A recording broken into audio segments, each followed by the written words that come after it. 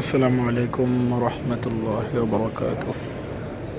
সম্মানিত আল্লাহর ঘরের মেহমান বৃন্দ, যারা বর্তমান 2025 সালের এখনো হজের উদ্দেশ্যে মক্কা এবং মদিনায় আছেন এবং 2026 সালে আসবেন ইনশাআল্লাহ, তাদের অবগতির জন্য জানাচ্ছি, বা আমাদের নাহিয়ান হজ কাফেলার যত দর্শক শ্রোতা আছেন তাদের একটা বিষয় খুব বেশি জানানোর জন্য প্রয়োজন মনে করছি। অনেকেই অনেক রকম ভিডিও করে বা ভিডিওর মাধ্যমে জানতে পারেন, তবে আজকে খুব বেশি ভিডিওটা করার সুযোগ আছে বিদায়ী একটা ইনফরমেশন দিই।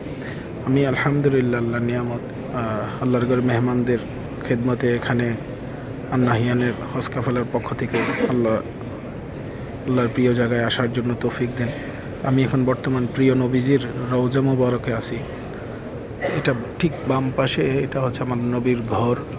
এই যে নবীর রওদা, ঠিক এই মধ্যবর্তী স্থানটা হচ্ছে মা বাইনা বাইতি ওয়া মিম্বারি মির রিয়াদিল জান্নাহ।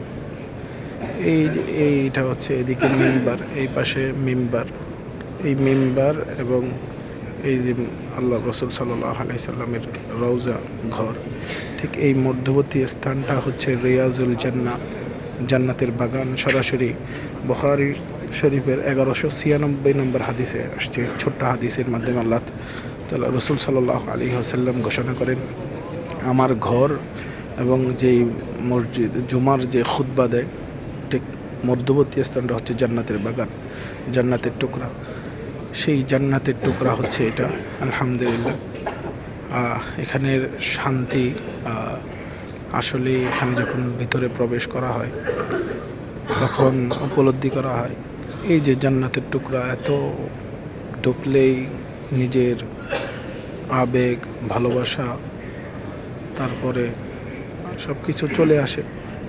আমি দোয়া করি যারা প্রবেশ করছেন তো আলহামদুলিল্লাহ, যারা এখনও আমার নবীর রওজা শরীফে আসার তৌফিক হয় না, আল্লাহর কাছে বেশি করে দোয়া করেন যেন আল্লাহ তাআলা এখানে আনে এবং সাথে সাথে রিয়াজুল জান্নাত ঢোকার তৌফিক দান করেন। এটা হচ্ছে রিয়াজুল জান্নাহ, আবার বলে দিলাম, যেটা জান্নাতের বাগান। আল্লাহ রসুল সাল্লাল্লাহু আলাইহি ওয়াসাল্লামের বুখারী শরীফের 1196 নম্বর হাদিস থেকে এই জান্নাতের টুকরা সম্পর্কে আমরা জানি। এই যে আজকের জুমার দিনে আলহামদুলিল্লাহ, এখন বর্তমান যে হাজি সাহেবরা বসে আছে একেবারে জুমার নামাজ পড়ার জন্য অপেক্ষা করতেছে। জুমার নাম্বার এখানেই পড়ে একেবারে ইনশাআল্লাহ তাআলা বের হবে।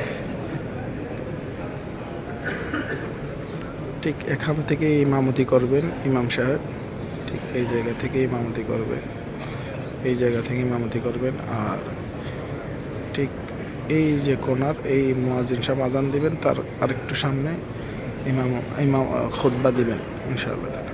আসসালামু আলাইকুম ওয়া রাহমাতুল্লাহি ওয়া বারাকাতুহু।